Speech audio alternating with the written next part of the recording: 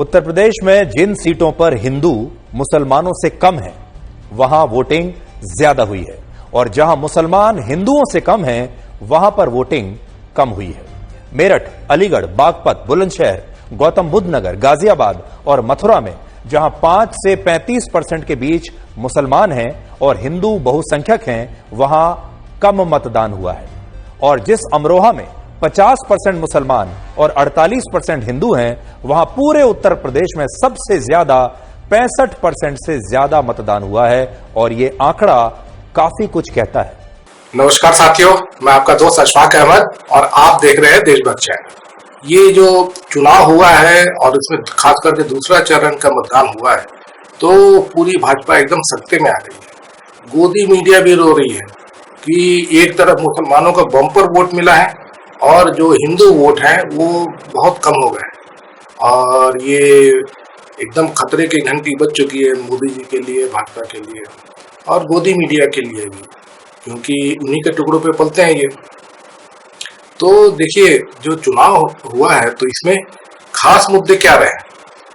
अब मोदी जी जो है वो उठा रहे हैं मंगल सूत्र, तो कांग्रेस आएगी तो ये कर देगी, मुसलमानों को आरक्षण दे देगी, SC ST का आरक्षण खत्म करके सब मुसलमानों को दे देगी, कानून बदल देगी और जो SC ST लोग हैं, हिंदू लोग हैं, उनके जो संपत्ति है वो मुसलमानों में बांट देगी। ये अनाप शनाप कुछ भी मोदी जी बक रहे हैं। दूसरी तरफ कांग्रेस जो है वो बिल्कुल इनके झांसे में नहीं आ रही है। वो अपना मुद्दा एकदम बैठा के रखी हुई है कि बेरोजगारी चरम पे है, 83% जो युवा है वो बेरोजगार है और महंगाई इतना ज़्यादा है कि लोगों का घर चलाना मुश्किल हो गया है, वो उधारी पे जिंदगी जी रहे हैं और हालात बहुत ही खराब है।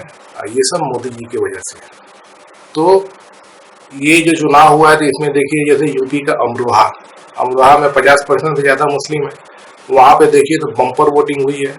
और उसी दूसरी तरफ अब गाजियाबाद की तरफ आ जाइए जहाँ पे मुस्लिम वोटर कम है, तो वहाँ पे देखिए तो वोटिंग जो है वो 10% वोट घट गया है, 10% से ज़्यादा 2019 के मुकाबले। तो ये क्या बता रहा है सीधा कि हिंदू वोटर जो मोदी जी के समर्थक थे वो घर से निकले नहीं, उनको अब मोदी जी पे विश्वास नहीं रहा और इसलिए वो वोट डालने निकले नहीं।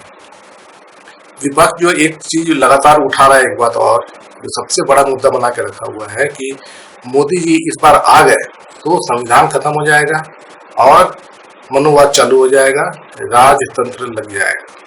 तो इससे भी जनता डरी हुई है कि SC ST OBC और माइनॉरिटी इनका क्या होगा। तो यही वजह है कि जो वोटिंग हो रही है तो ये पूरा जो है ये भाजपा के खिलाफ हो रही है।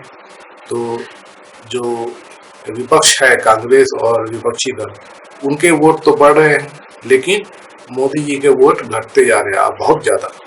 मथुरा में तो 18% वोट घट गए और बाकी जगह पे भी यही हालात है, दूसरे प्रदेशों में भी यही हालात है। MP में भी देखिए तो 11% महिलाओं का वोट घट गया है और जो पुरुष हैं उनका 8%।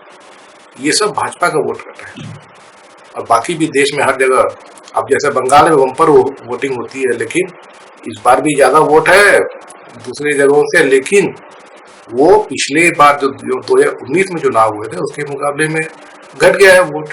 तो सीधा ये मोदी जी का वोट घटा है। तो मोदी जी जो है, जो मोदी जी का लहर जो बोलते थे, असल में क्या था, वो जुमले का लहर। मोदी के जुमले पे बहुत सारे लोगों ने झांसे में आकर वोट दे दिया था मोदी जी को, जो अब नहीं होगा। 10 साल मोदी जी को देख लिए हैं। मोदी जी जो है टाइम पास करने के लिए 10 साल काम नहीं किया और उल्टे सब बर्बादी किया है। अब जैसे इलेक्टोरल बॉन्ड लेके आए थे तो एक तो चंदा लेके और धंधा दे रहे थे जो कि भ्रष्टाचार को बढ़ाता है। उसके बाद में जिन लोग चंदा नहीं देने जाते थे उनको ईडी भेज के और इलेक्टोरल बॉन्ड खरीदवाया।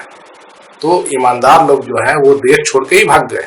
जो ईमानदार बिजनेसमैन थे वो कैसे यहाँ पर बिजनेस करेंगे जब उनको हफ्ता देना पड़ेगा। तो ये पूरा हालात जो देश का है वो इस बार चुनाव में एकदम साफ दिखता है। और इस बार जो है खतरे की घंटी बज चुकी है। 2 चरण के मतदान हुए हैं, दोनों में मोदी के खिलाफ लहर चली है और जनता जो है वो विपक्ष को ना वोट देके वो एक्चुअली मतलब विपक्ष जो है वो चुनाव नहीं लड़ रही है, जनता लड़ रही है विपक्ष के लिए चुनाव। और मोदी जी के जो साथ के जो लोग हैं वो भाग खड़े हुए हैं, वो वोट नहीं दे रहे हैं और मोदी जी का जो ग्राफ है वो बहुत नीचे चला गया है। अब ये जो चुनाव इधर दिख रहे हैं 2 चरण में दिख गया ही हालात, आगे और ज्यादा हालत खराब होंगे क्योंकि मोदी जी को बोलने के लिए कुछ नहीं 10 साल के, तो वो अनाप शनाप बकेंगे जैसा बक रहे हैं, तो उससे काम नहीं चलेगा बल्कि वोट और घटेंगे।